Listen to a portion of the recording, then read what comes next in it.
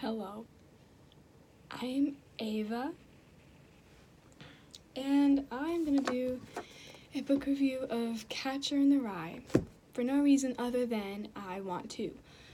I'm prepared not with an actual, written thing, written explanation why I want to make a book review of this or like any points. I was in the car being really sad, and I thought, you know what? Talking about books to an imaginary person would make me happy. So that's what we're gonna do. Oh wait, so yesterday I finished The Catcher in the Rye by J.D. Salinger.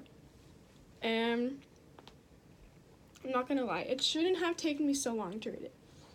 Like, I'm not lying. The book is like a merely 230 pages long. Like, that should legit take me 2 days, 3 days maybe, but no, maybe not 2, but it should even take me at least a week almost, right? This bitch took me 2 weeks to read. And usually with Ender's Game, I read that shit in 4 days because I just could not stop reading it. I read it every day, all the time, because I just loved the book so much.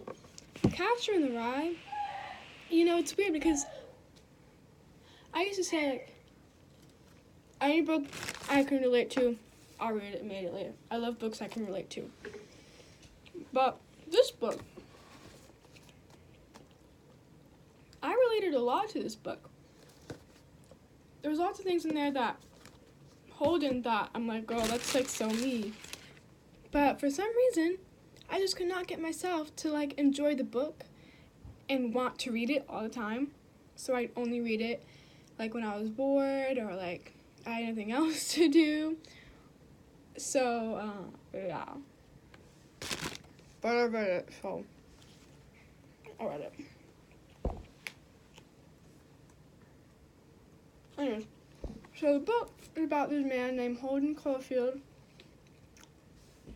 And basically, he just flunked out of school. And he doesn't want to go back to his parents' house quite yet. So he's going to go to New York and hang out for 2 days.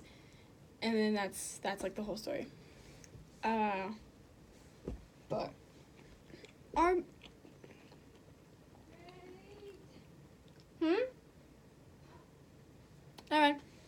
But I'll give it a 3 out of 10. I have to read it for school anyways.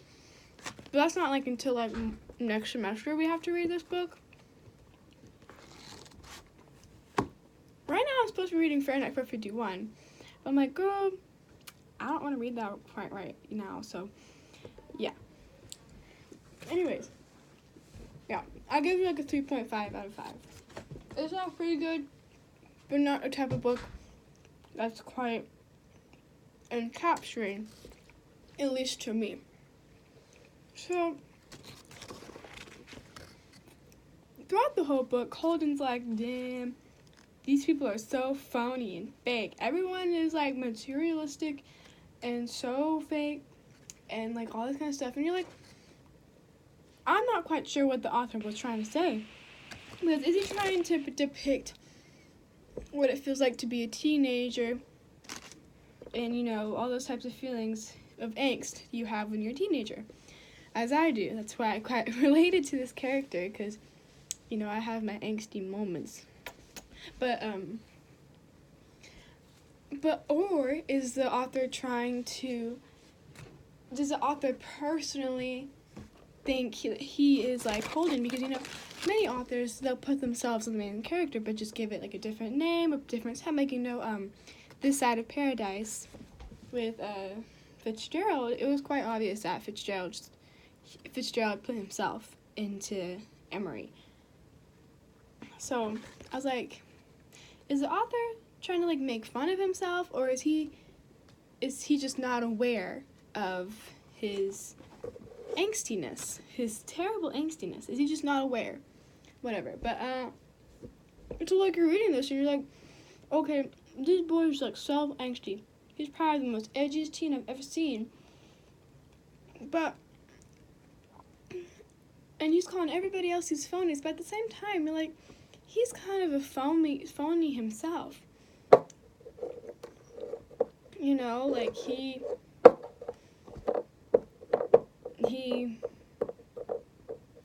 like, you know, he never really tells people how he truly feels or anything like that. And I don't know, but like, I don't think he ever really like has a moment of self-reflection in the way that he should have. You know, because I wish he maybe, like, looked onto himself and thought, hey, maybe I should, like, you know, go back to school and start taking care of myself. And, like, maybe all these people around me, the reason why I think they're phonies is because I'm jealous of their happiness and the way they enjoy life. But he never has that. He never really has that realization. We just kind of follow him around. We don't ever see him. Yeah, we just kind of follow him. I don't know. Maybe he did. And I forgot, but like, that's how it feels to me. But in the beginning of the book, you know, it's quite a weird way to open up your book. To be like, if you really want to hear about it, the first thing you'll probably want to know is where I was born and what my lousy childhood was like, and how my parents were occupied and all before they had me, and all that David Copperfield kind of crap. But I don't feel like going into it. If you want to know the truth, in the first place, that stuff bores me. In the second place, my parents would have had about 2 hemorrhages apiece if I told anything pretty personal about them. And you're like, okay, that literally sounds like a teenager. Like, that is so teenager. I don't even know how to explain it. That's so teenager. And well, dang. J.D. Salinger is like, wow, that's like why he so accurately depicted teenagers. But what if this is actually how J.D. Salinger sees himself, because he meant for this to be like an adult book, right?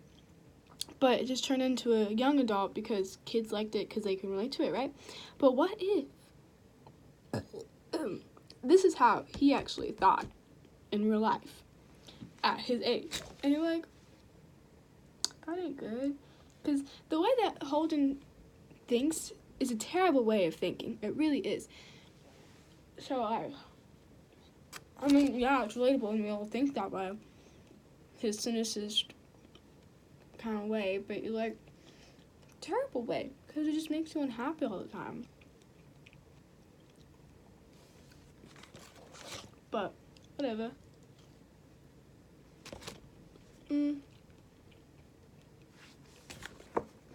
Overall, from what I got from reading this book, I got that I'm not alone, because,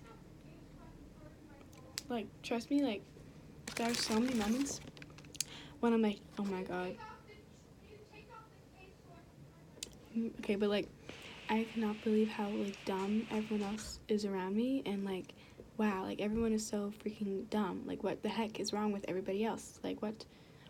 And basically, like, yeah, I think those things away. Like, literally, like, most of the time, I think like that. But like, so I definitely, like, I thought I was kind of the only one, or not that I was the only one, but I thought that, you know, whenever I think like that, it's kind of a terrible way to think. I still kind of think that, but like, at least now I know I'm not the only, like, you know, Holden thinks like that as well. So, I mean, you know, yay. What should I go from this? I was just like, I'm glad I read it. You know, I'm glad I finished it, and I can use it in real life and be like, hey, I read this book, and they're like, wow, nice. And you're like, yeah. That's all I'm gonna say. I don't know. To be quite honest, I don't know what to say about this book. Like, it was, maybe I'm missing the point. But I can kind of feel like, because, you know, Holden, he really likes the poem, or like the little song that the other dude made, if you catch a body in the rye, or if you whatever. And I looked it up, and basically the poem is like about how wanting to like stay young and like youth and stuff like that. And you're like, okay, is that how Holden feels? Does he like his, he loves little kids. Throughout the entire time, he loves his sister. He sees a little boy and he's like, oh, cute. And he loves the elementary school. Like, he loves little people and he like wants to be with them and make them happy. So maybe having this sporadic journey throughout New York was his way of avoiding adult life. Or maybe I don't know, because I don't know, that would be adult life. Maybe it was his way of like experiencing adult life. I don't know, something about adult life. Don't listen to me. Honestly, I don't really get anything, but like that's, I don't know, but like, yeah, maybe. Another thing, Holden got alcohol so easily. Like, yeah, he had to drink Coke a lot, but like he got alcohol at one point, and you're like, what? That's how easy it is. Thanks, Holden.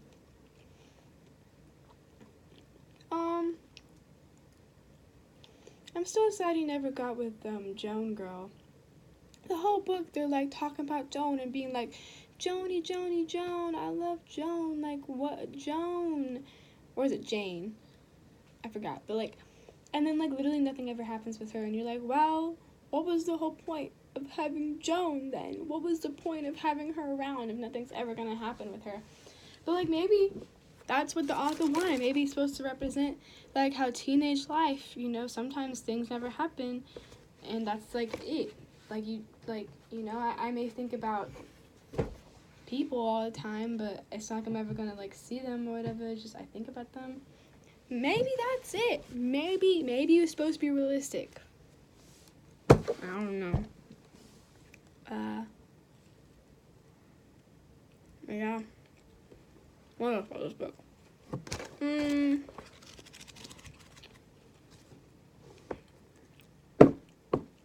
Well.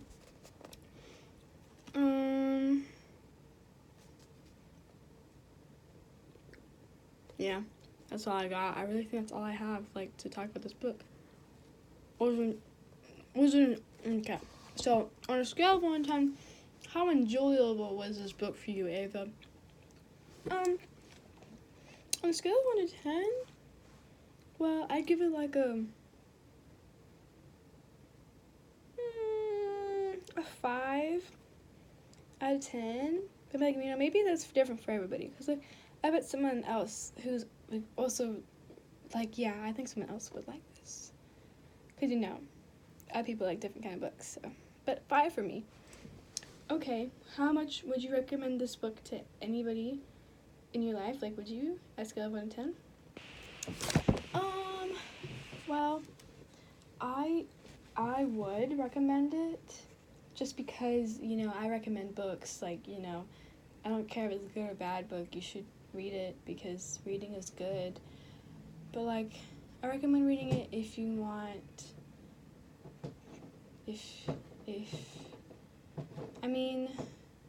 could be a good story,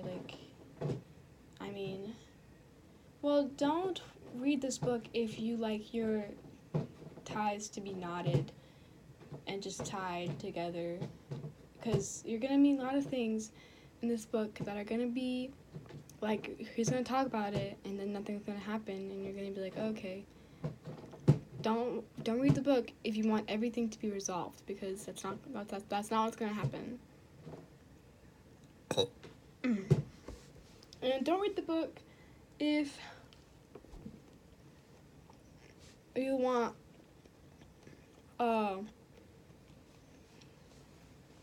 a sporadic journey. But like, I don't know. It kind of does go through a wild journey, but I don't know. If you like the Perks of Being a Wallflower, you can kind of see a lot of that in Catcher in the Rye, in the way that they're both kind of wallflowers in the way, where they're kind of,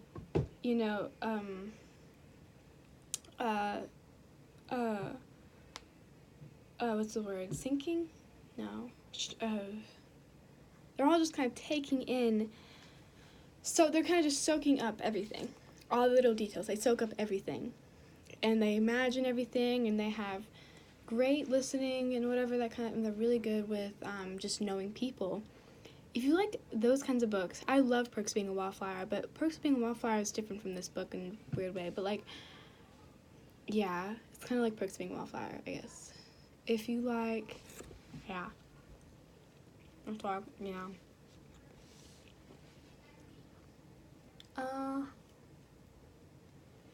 If you had to read this for school, which I will have to read it again for school, good luck, because, yeah, just good luck. You may love it, you may hate it, you may not really care, and you don't really know what you feel about it, like me, but whatever it is, you know, whatever. Anyways, I think that's my book review. Toodles.